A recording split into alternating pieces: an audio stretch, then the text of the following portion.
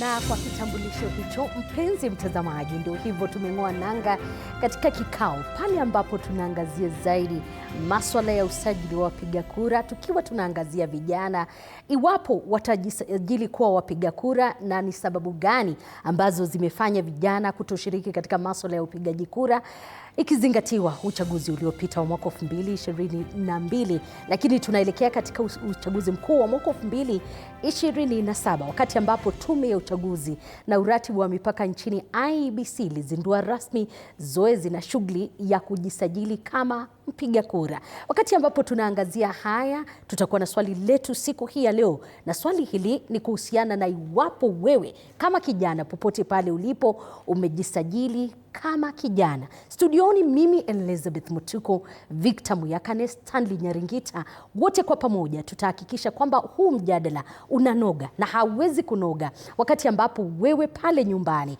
haujaweza kushiriki. Victor, karibu sana. Asante sana Liz Mutuku. Wasikilizaji wetu, tunawashukuru sana kwa kuungana nasi wakati huu.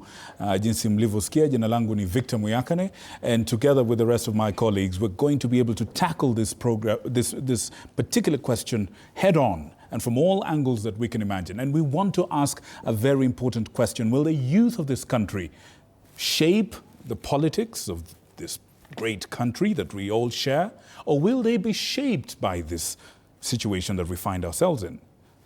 This is the question, among others, that we shall be asking. Now, before we proceed any further, if you look around our studio, you see many bright and shiny faces, people with insight, people with experience, and people with a voice. And allow me to introduce just some of them that will be with us tonight, without any order of seniority or anything like that. Allow me to introduce Madam Joyce Ekuam, who's joining us from the IEBC, where she serves as the Director of Voter Education, Partnerships and Communication. Karibu, Madam.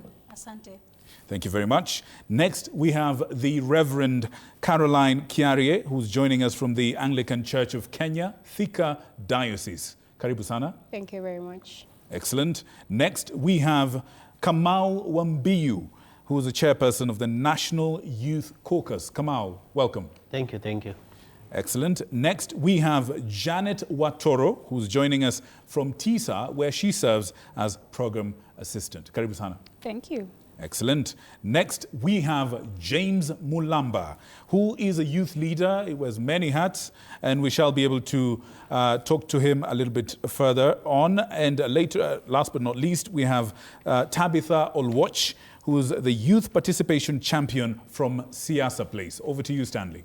All right, and most definitely, thank you very much, Victor. We'll definitely be interacting with the young people here as well as out there. Josh Onsare also had an opportunity to interact with a number of young people. Before we actually listen to what the young people here in studio have to say, Josh Onsare, what are the young people saying out there? Hujambo mpenzi mtazamaji, siku ya leo tuko katika eneo la Ole Kasasi mpakani mwa kaunti ya Nairobi na Kajiado, tukizungumzia continuous voter registrations. Tume huru ya uchaguzi na mipaka IEBC imesema kwamba hivi sasa inalenga vijana milioni 6 hivi, na kikubwa tutakuwa tunazungumza nao kusikiliza hisia zao na kujua je, watajitokeza kusajiliwa kama wapiga kura, na je, baada ya kusajiliwa watapiga kura? Jiunge nami tuweze kusikiliza hisia zao moja kwa moja kutoka eneo hili la Ole Kasasi, na kikubwa zaidi mtazamaji, tutakuwa tunapata mengi kuwahusu. Vijana, mko vipi? Moja kwa moja tuweze kusikiliza hisia zenu. Nianze nawe dada, tuambie unaitwa nani, na continuous voter registration ilianza jana, umejisajili? Bado sijajisajili. Unaitwa nani? Naitwa Alma Prudence. Bado sijasajili, but I'm going to do it, yeah, because I feel like it's a very important endeavor. Unadhani kwamba mtapiga kura? 50-50, honestly speaking, it's 50-50 because I feel like it's contradictory. The fact that when we were on the streets complaining about what we want the government to do, hawako wanatusikia, and then all of a sudden they're like, we have Gen Zs to vote for us. So it's a bit contradictory. We don't even have leaders, honestly speaking. Mi penye nimesimama sahi, sina leader mwenye ninaweza sema for sure I can vote for them. So, yeah. Kaka, sijui hisia zako ni zipi, tuambie kuhusiana na continuous voter registration. What do you think? Mimi, what I think is that I want first to tell all leaders not to count on Gen Zs as just people who need to vote for them, but first, Gen Zs will also be people who want to be voted for. In this election, there are those who are on the ballot. Two, yesterday I had Ethekon while he was rolling out the continuous voter registration.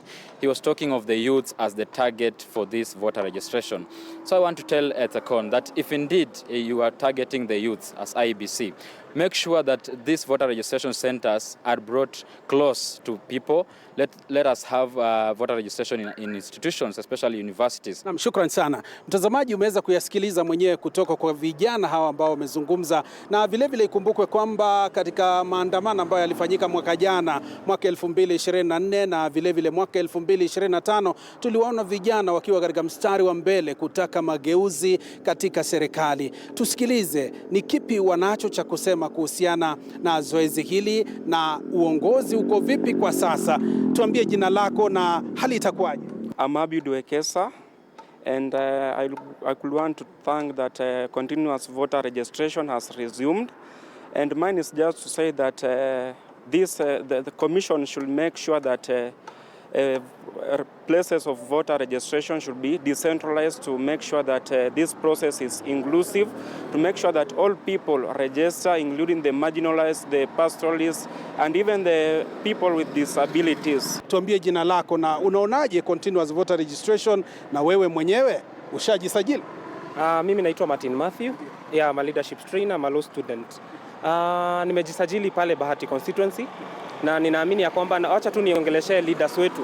Our leaders should not look at us as rivals. We are their children.